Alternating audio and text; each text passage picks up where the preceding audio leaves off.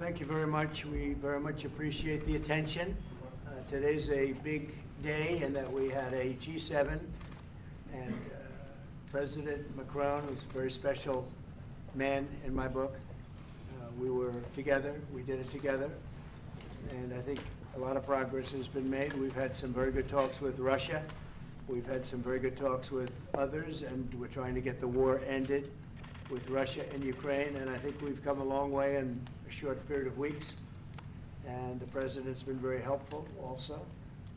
And we're also talking about trade, various trade deals that we will be doing with France, and we'll be discussing a little bit further. Then we'll have a press conference later on. You can ask some questions. We'll be having a press conference in a little while. We're going to have lunch with the entire French staff, and we look forward to it. And again, the relationship's been very special with France and very special with this gentleman on my right. And we look forward to keeping that going for a long period of time. Thank you very much. Thank you. Thank you, Mr. President. Thank you. Thank you. No, thank you. I want to thank Mr. President for his hospitality. We had a good discussion this morning for the G7 here. Yeah. And for the third year of this war in Ukraine, and I think our common objective clearly is to build peace, and a solid and long-standing peace. And this is what we will discuss, obviously, because I have great respect for the bravery and the resistance of Ukrainian people. And we do share the objective of peace, but we are very aware of the necessity to have guarantees and solid peace in order to stabilize the situation. I'm here as a friend because through centuries we've been friends, and we are personal friends, as you mentioned it, because we work very well together. And I think the US and France always stands on the same side, the right side, I would say, of history. Mm-hmm. And this is exactly what's at stake today. And this is a very important moment for Europe as well. And I'm here as well after discussions with all my colleagues to say that Europe is willing to step up, to be a stronger partner, to do more in defense and security for the continent, and as well to be a reliable partner and to be engaged on trade, economy, investment in a lot of topics. So I'm very excited by the discussion we will have, and obviously we will follow up. And I want to thank you again, Mr. President, for your presence for Notre-Dame de Paris. It meant a lot for French people, and I want to thank you for that.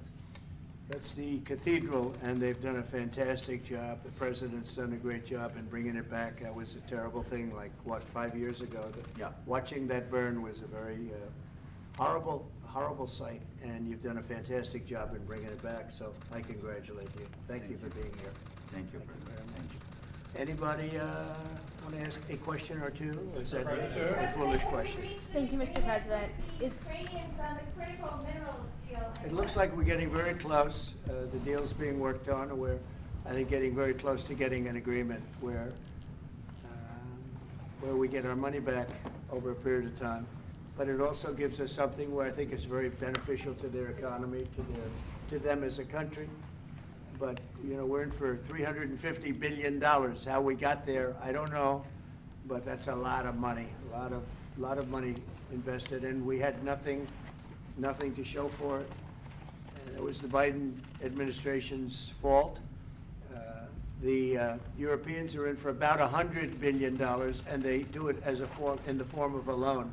And the Europeans have been great on this issue. They understood it wasn't fair, and we were able to work something out. But with the Ukrainians, I think I can say that we're very close. Scott's around here someplace, and I think we can say that we're very, hi Scott, I think we're very close. Do you have something to say about that, Scott? We are very close.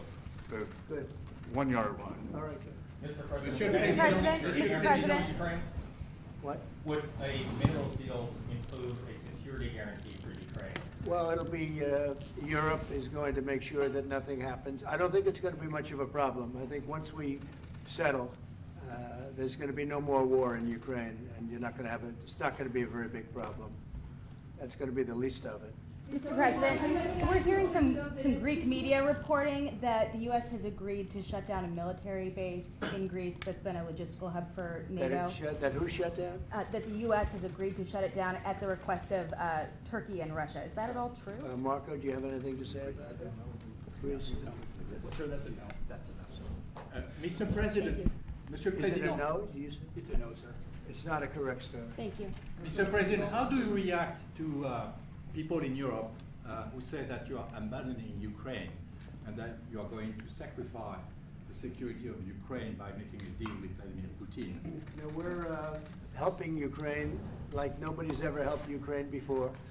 And I can say this, if I didn't become president, Ukraine would right now still be at a level where there would be no even thinking about a peace. And it was, it's a sad thing that this happened. This would have never happened, this war, if I were president. Zero chance. And it has happened. So my function is to get you out of the war, get them out of the war, let them live. It's a bloody war, it's a horrible war. Thousands of people are being killed a week. And I would say Russia, maybe 700,000 people. I think Ukraine probably a similar number. And that's not talking about the towns and the cities that have been blown up. That's talking about soldiers. This has been a horrible, bloody mess. And we're going to get it solved. We got to get it solved.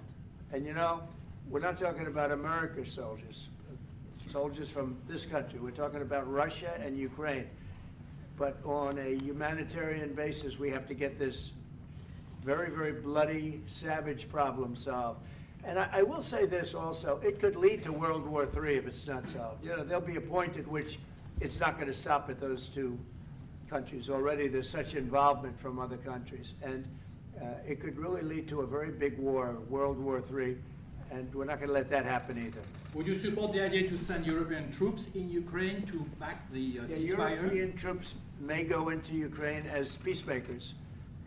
So when the agreement is done, they can watch that everything's followed properly. I don't think that's going to be a problem. And a lot of the European countries, I think, I don't want to speak for France, but I know that the presidents talked about doing that also. I think that'll be a very good day when we can go in as peacekeepers as opposed to what's going on right now with everybody being killed. Will they So- have U.S. backing, those troops going into Ukraine? Will they have U.S. backing from U.S. troops? Well, we're going to have a backing of some kind, and obviously the European countries are going to be involved, and I don't think you're going to need much backing. I think that's not going to be a problem. Once an agreement is signed, Russia's going to get back to its business, and Ukraine and Europe are going to get back to their business. I don't think it's going to be a problem. Mr. President, you talk about will you DOGE? meet with President Zelensky soon? What? Will you meet with President Zelensky soon? I will be meeting with President Zelensky. In fact, he may come in this week or next week to sign the agreement, and which would be nice. I'd love to meet him. Would meet at the Oval Office. So the agreement's being worked on now. They're very close to a final deal. It'll be a deal with rare earths and various other things, and he would like to come, as I understand it, here to sign it, and that would be great with me. I think they then have to get it approved by their council or whoever might approve it, but I'm sure that will happen. Monsieur le Président Macron, est-ce que vous pouvez commenter ce qui a été dit par le Meeting with Président Trump? President Putin also, yes. How soon? I don't know when we speak. We're trying to get this thing worked out, but yeah, at some point I'll be meeting with President Putin too. Monsieur Macron, s'il vous plaît, est-ce que vous pouvez nous dire quelques mots en français? Mr. I President, can say a few words in French. No, le président l'a dit, je pense que c'est un moment important. C'est un moment important de la discussion. On veut bâtir la paix en Ukraine et le bilan qui a été rappelé, une réalité, il y a d'1 million de morts et de blessés depuis le début de ce conflit et de cette guerre d'agression. Notre volonté, c'est que cette paix dure, parce que nous avons déjà eu un cessez-le-feu et une paix qui n'a pas été respectée. C'était les accords de Minsk, 1 puis 2. Et donc le corps de cette discussion, c'est de s'assurer d'abord qu'il y ait un cessez-le-feu, ensuite que les Ukrainiens soient impliqués. Et je pense que ce que vient de dire à l'instant le président Trump est très important, c'est-à-dire qu'il va rencontrer rapidement le président Zelensky pour signer cet accord sur les minerais critiques et les terres rares, et que c'est aussi un moyen d'avoir une implication américaine forte. Les Européens sont prêts à prendre leur charge. sous des formes diverses, de soutien à l'armée ukrainienne, de présence, y compris pour s'assurer que la paix soit durable. Et l'implication dans la durée des États-Unis d'Amérique à travers cet accord est une bonne chose. Et donc tout est encore à construire, et je ne veux pas préempter les discussions. Mais nous partageons le même objectif, et ce qu'on a discuté ce matin pendant 1 heure après la visioconférence ensemble, et ce qu'on va continuer de travailler, et sont pour moi des bonnes avancées. Et l'annonce de... Est-ce que l'intégrité territoriale de l'Ukraine est encore un objectif President Trump has already crédible? spoken about this just a moment ago. This is exactly what we want to do. We want to build peace with Ukraine. As President Trump mentioned, there are already 1 million dead and wounded in Ukraine since the war began. We had a ceasefire in the past that was not respected. This was under the Minsk Agreements 1 and 2. President Trump, as he said, will be meeting with President Zelensky to sign a deal on rare earths. And we are pleased to see this very strong American involvement. Europe, of course, also stands ready to support Ukraine in various ways, supporting its military. And we don't want to preempt any sort of discussions that are currently underway, but we do share the same objective of building this lasting peace.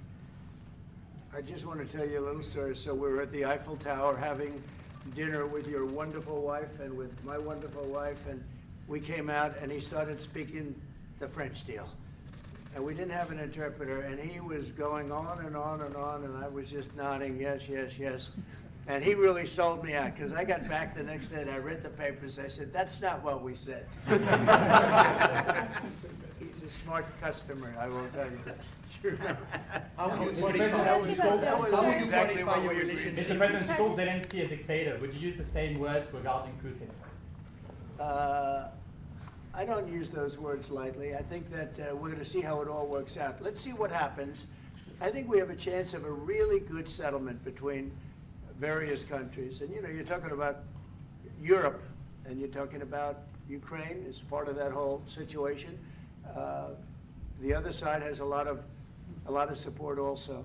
So let's see how it all works out. It might work out. Look, you can never make up lives. The one thing you can make up the money, but you can't make up the lives. A lot of lives lost. I think probably a lot more lives than people are talking about. It's been a rough war, but I think we're close to getting it solved. Go Question ahead. about Doge, sir. Do you think that Doge could benefit from more streamlined communications? There was that email telling employees to give 5 things that they've done last week. Agency heads then told people to ignore it, but You're Elon talking Musk. about the last email that was Yeah. sent, where he wanted to know what you did this week. You know why he wanted that, by the way? I thought it was great, because we have people that don't show up to work and nobody even knows if they work for the government. So by asking the question, tell us what you did this week, what he's doing is saying, are you actually working? And then if you don't answer, like you're sort of semi-fired or you're fired, because a lot of people are not answering because they don't even exist. They're trying to find, that's how badly various parts of our government were run by, and especially by this last group. So what they're doing is they're trying to find out who's working for the government. Are we paying other people that aren't working? And, you know, where's all that, where's the money going? We have found hundreds of billions of dollars of fraud so far, and we've just started.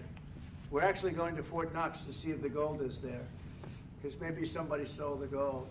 Tons of gold. Some of the agency So heads. I think it was actually, there was a lot of genius in sending it. We're trying to find out if people are working. And so we're sending a letter to people, please tell us what you did last week.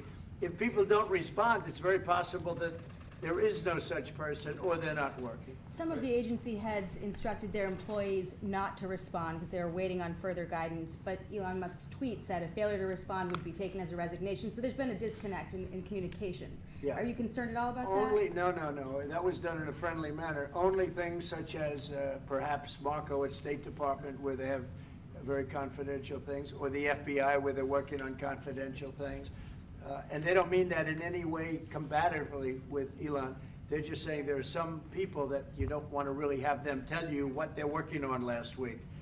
But other than that, I think everyone thought it was a pretty ingenious idea. We have to find out where these people are. Who are they? And we said, if you don't respond, we assume you're not around And that holds, that stands. and you're not getting paid anymore, too. So, you know, we're doing a real job. And we just had a poll come out, I guess the Harvard poll, saying that it's massively popular what we're doing. So, Mr. President, do you still believe in NATO? in the alliance between Europe and America in NATO? Are you going to go to NATO the is summit in June? very much involved in this. When I first got elected at the very beginning, first term, I got hundreds of billions of dollars put into NATO. NATO had no money because they hadn't paid for years. And I said, look, if you don't pay, we're not going to be a part of NATO. We're not going to protect. We're not going to do what we're supposed to do. And we took in hundreds of billions of dollars into NATO. No, NATO is a good thing if it's done properly and if it's used properly. Mr. President, in these days you speak a lot about tariff in Canada, in Mexico, and in Europe. I want to know what is your idea about Italy, if you want to make the same thing in Italy. What? Can you talk up a little louder? In these days. No, louder. Can you talk a little louder? You have a beautiful voice, but you're not. In these days you speak. Where are you about from? Italy. From Italy. Oh, I love Italy. Go ahead. I want to know if you have the same idea with Italy about tariff. Well, look, I love Italy, and Italy is a very important nation. We have a wonderful woman as your leader, and she was on the conversation today, one that we had, the G7. And no, I think Italy is doing very well. I think Italy's got very strong leadership with Georgia. Monsieur le Président, qu'est-ce que vous répondez au président Trump qui a dit que les Français et les Britanniques n'avaient pas... Any other questions over here? Yes, ma'am. Can you clarify what you meant in your truth today on the major economic development transactions between the U.S. and Russia? In more detail? With respect to what, Russia? In solving a peace deal, you said there will be major economic development transactions which will take place between the United States and Russia. Yeah, we're trying to do some economic development deals. They have a lot of things that we want, and we'll see. I mean, I don't know if that will come to fruition, but we'd love to be able to do that if we could. You know, they have massive rare earth. It's a very large, it's actually the largest in terms of land. It's by far the largest country. And they have very valuable things that we could use, and we have things that they could use, and it would be very good if we could do that. I think it would be a very good thing for world peace and lasting peace. Well, I mean, our first, by far, our first thing that we want to do, the first element of the overall transaction is ending the war. But if, just as we're doing with Ukraine, if we could do some economic development in terms of Russia and getting things that we want, something like that would be possible, yes. Can you explain the rationale, sir, in the U.S. Yes, go ahead, please. Can you explain the rationale in having the U.S. vote against the UN resolutions that Ukraine proposed and also the U.S. proposed? I would rather not explain it now, but it's sort of self-evident, I think. Mr. President, first talked about increasing the tariffs on products from the European Union. Is that still something you want to do today? Well, it's not increasing, it's reciprocal. So whatever they charge us, we're charging them. So it's not a question of increasing. If they charge us 20%, we charge them 20%. If they charge us 30 or 40%, then we do that too. So that would be on European Union, but that really would be with respect to everybody. It's reciprocity. So reciprocal. Whatever they charge us, we charge them. Nobody has a problem. Even you, I see you don't have a problem anymore, right? Mr. President, are you thinking of going to Moscow soon, maybe in May for the 9th of May for the anniversary? I mean, not soon, but I would be certainly, if this all gets settled out, which I think it will, sure, I would go there. On the 9th of And May? you'd come here too. On the 9th of May on the Red Square? I don't know the 9th of May, no, I don't, I think that's pretty soon.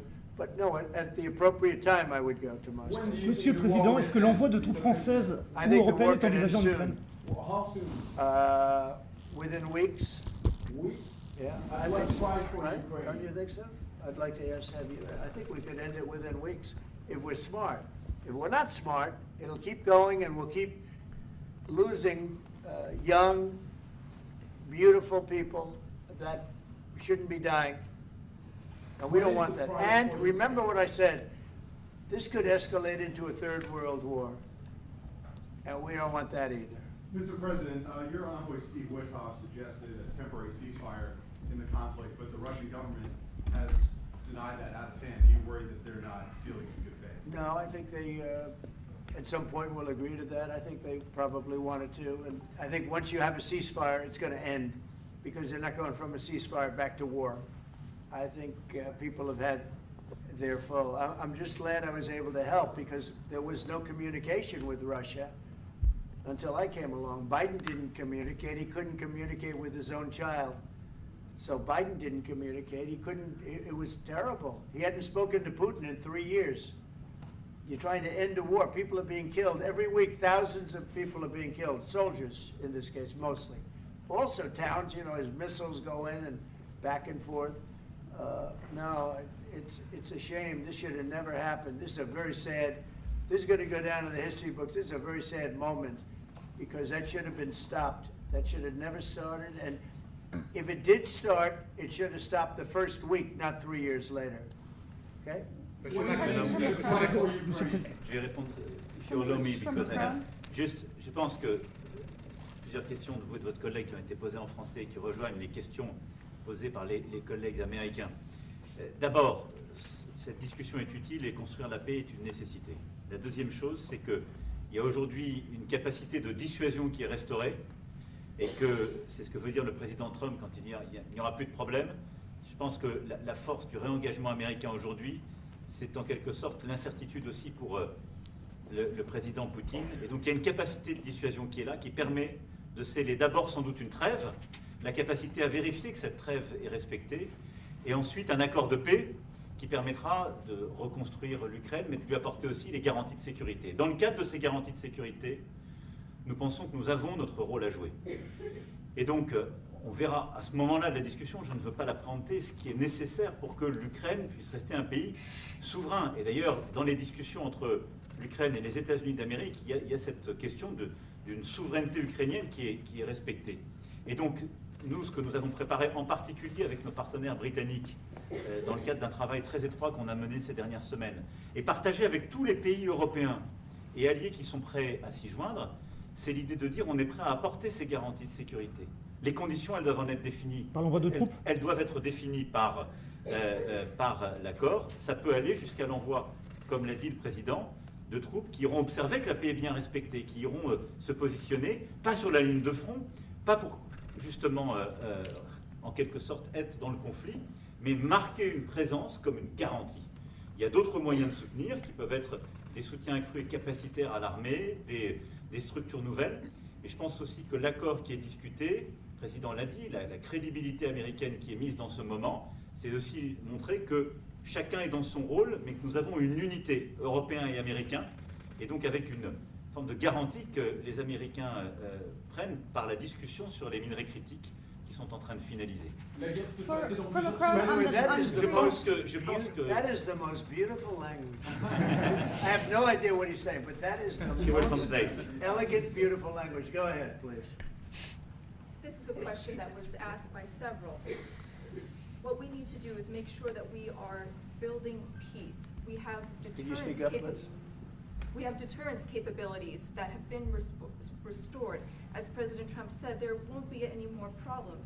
We've seen the U.S. re-engagement and the message that that sends to Mr. Putin. We have deterrence, which will allow a truce to take place, verification of that truce, and then a peace agreement can be put in place so that we can start rebuilding Ukraine with security guarantees. And we have a role to play in that. Again, I'm not preempting any discussions, but we've spoken about Ukraine's sovereignty, and that has been a subject of discussion between the U.S. and Ukraine. We have also been working closely with our British partners this week. We've shared this information with other European countries, and we are ready and willing to provide those security guarantees, which could perhaps include troops, but they would be there to maintain peace. They would not be along the front lines. They would not be part of any conflict. They would be there to ensure that the peace is respected. Our assistance may include other capacity building, perhaps for the military. We see U.S. credibility here. We each have our role to play, but it will be done in a united fashion. What Mr. are the frozen President, do Russian you think that assets Ukraine under- should give up a part of its territory? Well, we're going to see. It's a negotiation that's just starting, and you know they've been fighting, and there's been a lot of land that's been taken. So we'll have to see how that works out. That's part of the negotiation. I will say there was great unity in that room today. You know, we were via Skype or whatever, but it was great tremendous unity today in that room with the other countries. I was- Ukraine wants Is to France take going the to- territories back. Can they take it back? What they lost in the past years?